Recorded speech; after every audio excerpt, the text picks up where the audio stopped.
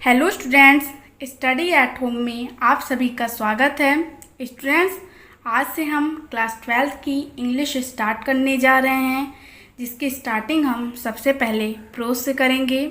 Pros का सबसे पहला चैप्टर है द लास्ट लेसन, मीन्स आखिरी पार्ट, जिसके ऑथर हैं अल्फोंसे डॉटेट।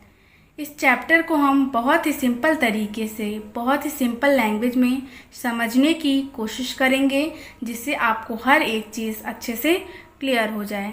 तो आइए हम अपने टॉपिक की तरफ बढ़ते हैं और अपना पहला पैराग्राफ देखते हैं। आइए हम अपना पहला पैराग्राफ देखते हैं। आई स्टार्टेड फॉर स्कूल, मैं स्कूल के लिए निकला। यहाँ पर स्टार्टेड मीन्स होगा निकला।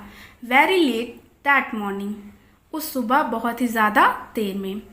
एंड वॉज इन, और मुझे था। ग्रेट ड्रेड, ड्रेड मतलब भय और ग्रेट मतलब बहुत ही ज़्यादा, और मुझे बहुत ही ज़्यादा भय था किस चीज़ का? Of a scolding, scolding means डांट पड़ने का। स्पेशली बिकॉज, स्पेशली मीन्स खासकर इसलिए क्योंकि M Hamel had said that, M Hamel ने कहा था कि he would question us on participles, कि वे हमसे पार्टिसिपल्स के बारे में प्रश्न करेंगे। And I did not know the first word about them, और मुझे बिल्कुल उसके बारे में प्रारंभिक ज्ञान भी नहीं था, या फिर आप कह सकते हैं कि मुझे उसके बारे में कुछ भी पता नहीं था। फॉर अ मोमेंट, एक क्षण के लिए, मोमेंट मतलब क्षण के लिए। I thought of running away, मैंने भाग जाने का सोचा। थॉट मतलब सोचा। And spending the day out of doors, और अपना दिन बिताने, स्पेंडिंग मतलब बिताने के बारे में सोचा। कहाँ? घर से बाहर। डोर्स मतलब यहाँ पर होगा घर से बाहर। इट वॉज सो वार्म, दिन बहुत गर्म था। सो ब्राइट, बहुत चमकीला था। The birds were chirping, chirping means होता है चहचहाना, पक्षी चहचहा रहे थे। At the edge of the woods, edge means होता है किनारा या फिर छोर। वुड्स, वुड्स मीन्स यहाँ पर होगा जंगल। पक्षी जंगल की छोर पर चहचहा रहे थे। And in the open field, और खुले मैदान में, जो कहाँ था? Back of the saw mill, saw mill means आरा मशीन के पीछे। The Persian soldier, soldier means सैनिक, पर्शियन सोल्जर वर ड्रिलिंग, जहाँ पर पर्शियन सैनिक अभ्यास कर रहे थे। ड्रिलिंग मीन्स अभ्यास करना। It was all much more tempting, tempting means आकर्षित, यह सब कुछ बहुत ही ज़्यादा आकर्षित था। Than the rule for participle, than means किसकी तुलना में?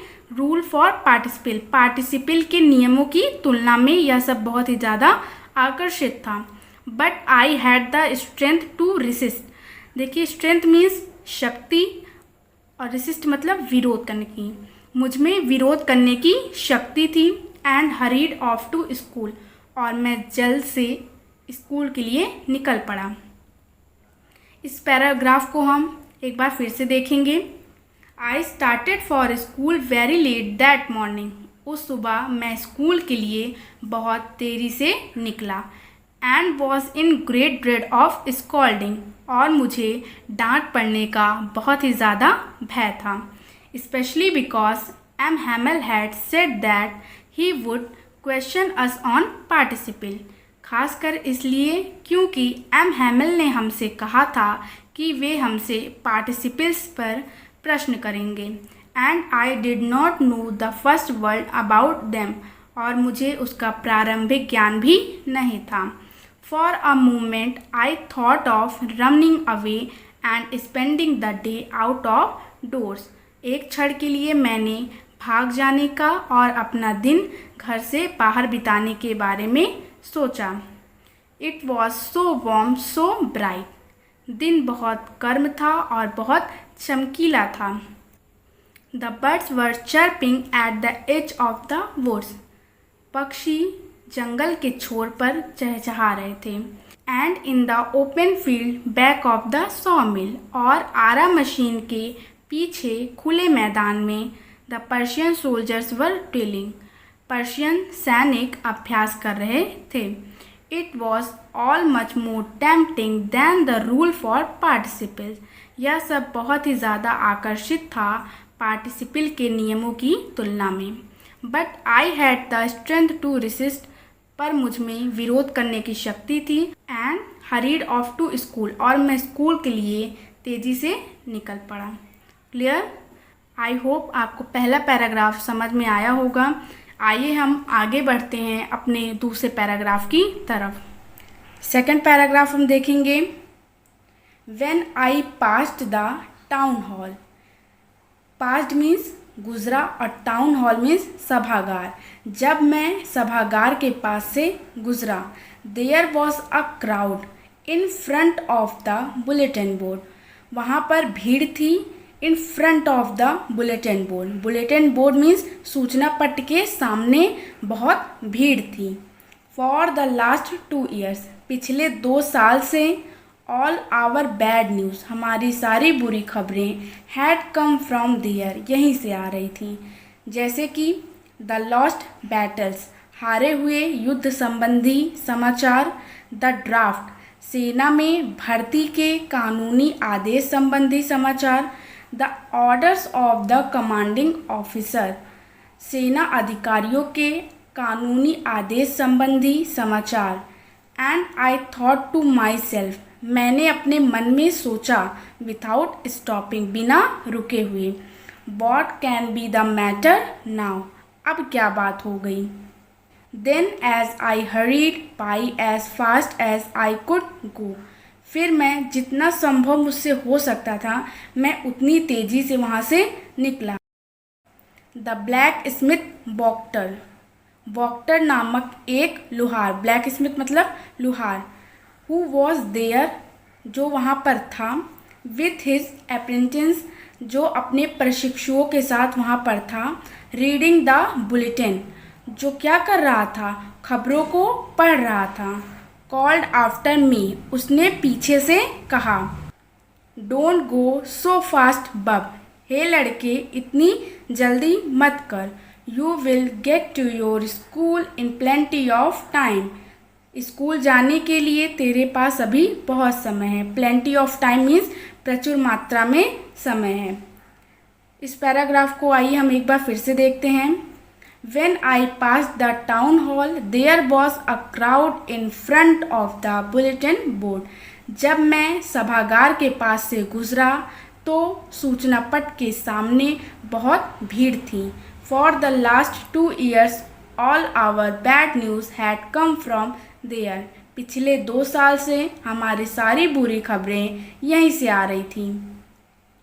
The lost battles, हारे हुए युद्ध संबंधी समाचार।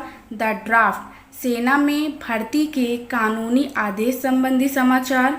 The orders of the commanding officer, सेना अधिकारियों के कानूनी आदेश संबंधी समाचार।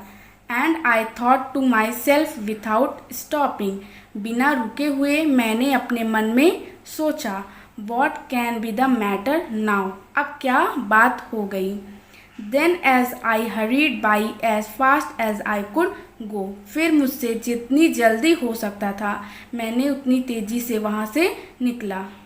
The blacksmith doctor who was there with his apprentice reading the bulletin called after me. वॉक्टर नामक एक लोहार जो अपने प्रशिक्षुओं के साथ वहाँ पर मौजूद था और खबरों को पढ़ रहा था, उसने कॉल्ड आफ्टर मी, उसने मुझे पीछे से कहा। Don't go so fast bub, you will get to your school in plenty of time, हे लड़के इतनी जल्दी मत कर, स्कूल जाने के लिए तुम्हारे पास अभी बहुत समय है। क्लियर? अब आइए हम आगे बढ़ते हैं अपने नेक्स्ट पैराग्राफ की तरफ। आइए हम अपना तीसरा पैराग्राफ देखते हैं। आई थॉट, मैंने सोचा, he was making fun of me, कि वह मेरा मजाक उड़ा रहा था। एंड रीच्ड, और पहुंचा मैं, M Hamel little garden, M Hamel के छोटे से बागीचे में। ऑल आउट ऑफ ब्रीथ, बहुत बुरी तरह हाँफते हुए। यूजुअली मीन्स आमतौर पर। व्हेन स्कूल बिगैन, जब स्कूल शुरू होता था, देयर वॉज अ ग्रेट बसल, वहाँ पर काफ़ी अफरा तफरी होती थी। बसल मतलब अफरा तफरी होती थी।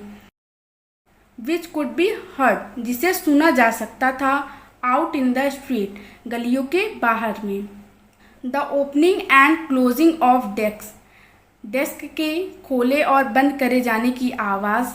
Lesson repeated in unison, unison मतलब कोई चीज़ को एक स्वर में दोहराना। लेसन रिपीटेड इन यूनिसन, पाठों को एक स्वर में दोहराया जाता था, रिपीट किया जाता था। वेरी लाउड, बहुत तेज़ी से। With our hands over our ear, अपने हाथों को अपने कान पर रखकर। टू अंडरस्टैंड बेटर, जिससे हमको समझ में अच्छे से आए। And the teacher great ruler rapping, और जो टीचर होते थे वे अपनी बड़ी छड़ियों को rapping on the table, rapping मतलब ठकठकाना, पीटना, अपनी पटरियों को या अपनी छड़ी को टेबल पर ठकठकाते थे। इसकी आवाज़, ये सारी आवाज़ जो है गली की बाहर में सुना जा सकता था।